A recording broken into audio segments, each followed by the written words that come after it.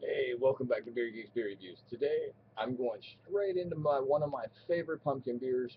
The only reason I say it's one of my favorite pumpkin beers is because y'all know me, my favorite brewery. Without that, I don't know, man. Let's go ahead and just crack right up into it. Bam, bam. Sam Adams, Fat Jack. The only problem I had with this last year is that this was the one beer that made me bloated as crap, dude. Seriously, I was like, oh, I can't eat nothing, dude. Seriously, I'm so bloated. But anyway, let's forget about that.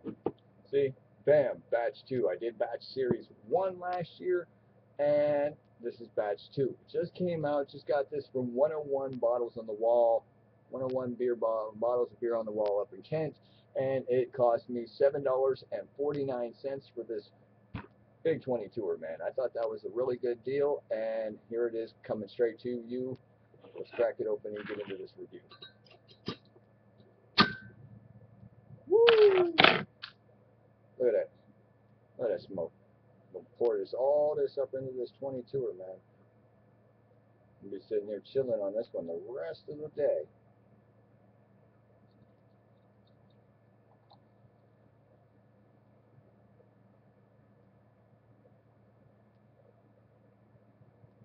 Head looks like it will dissipate rather quickly, but let's get into it before that. Now I'll give you a little overview of the beer right here, man. This is made with East Kent Goldings and Fuggles, man. Their Fuggles normally don't come out towards the end of the year because they tend to lend a lot of earthiness to it. Really big earthy notes. As for the malts, it says that there is a two-row pale malt blend with caramel 60, special B, and a smoked malt. Hopefully I can get that smoked malt out of this. And it says special ingredients, pumpkin. Well, come on, man. Real pumpkin? They're talking about using 28 pounds of pumpkin per barrel of this stuff. So we'll see about that. It says cinnamon, ginger, nutmeg, allspice. Yeah, whatever. Anyway, it's they're calling it a double pumpkin. They're not calling it an imperial pumpkin, but they're calling it a double pumpkin. So let's go ahead and get up into this. 8.5 alcohol ABV, whatever you want to call it. Bam, here it is.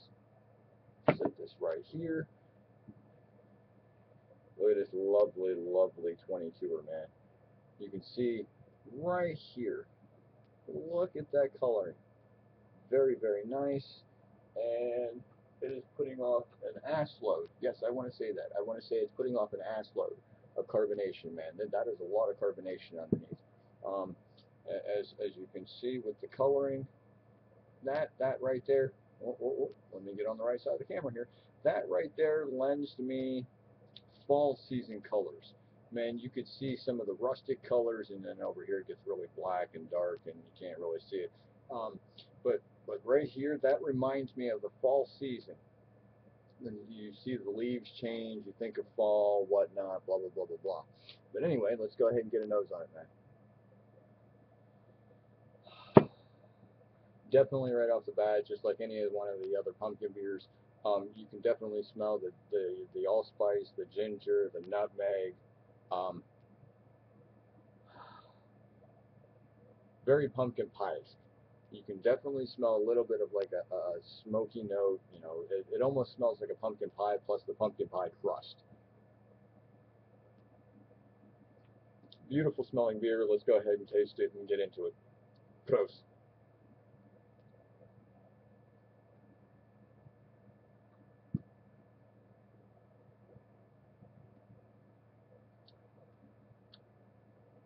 Wow. Very thick. Very pumpkin pie-ish. Very rich, very malty. Got a lot of back ready notes. The spices are there.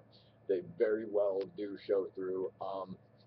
You're definitely getting that cinnamon. You're getting the nutmeg. You're getting the ginger. You're getting the allspice. It almost like kind of like blends together to give you that like clovish um, flavor to it. Yes, you can taste the pumpkin in it, but with the spices and everything, I mean, even if they're going to use pumpkin, I, I almost have to digress against this. When you're using real pumpkin, you're gonna actually have to back off of the spices because everybody puts all these spices in their beer, and it kind of hides the flavor of the pumpkin a little bit.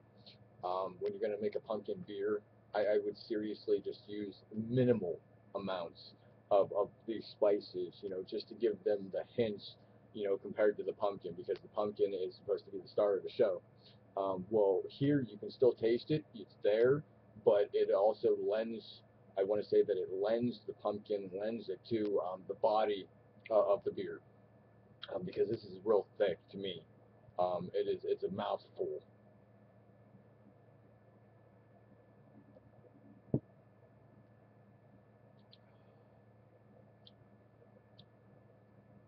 Yeah, 10 to 1. By the end of this, I'm gonna lend it to saying that I am going to be bloated again.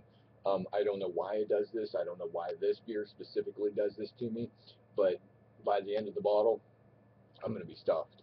I don't know. It has to be just the pumpkin in it. But with that said, I'm going to sit there and rate this one. Again, I'm going to give this one an A minus, only because of the fact that it's a biased opinion a little bit because it's my favorite brewery. But yet, I think that they could actually do better. Tone back on the spice notes and give a little bit more to the pumpkin itself. I don't know how they do their pumpkin, whether it comes in the cans or whether they're actually, taking pumpkins themselves and putting them, roasting pumpkins or whatever, or baking pumpkins, putting them in the ovens and then bringing them out and, squeezing the innards off of the rind. Um, but with that said, I'm going to jump up out of here. This has been the review for this year's Fat Jack from Samuel Adams Boston Beer Company. Get it while you can. It should be available nationwide. Ohio just got it. That's it. Prost, cheers, deuce. Do not drink and drive. Get it if you can. Here it is, Fat Jack. Prost.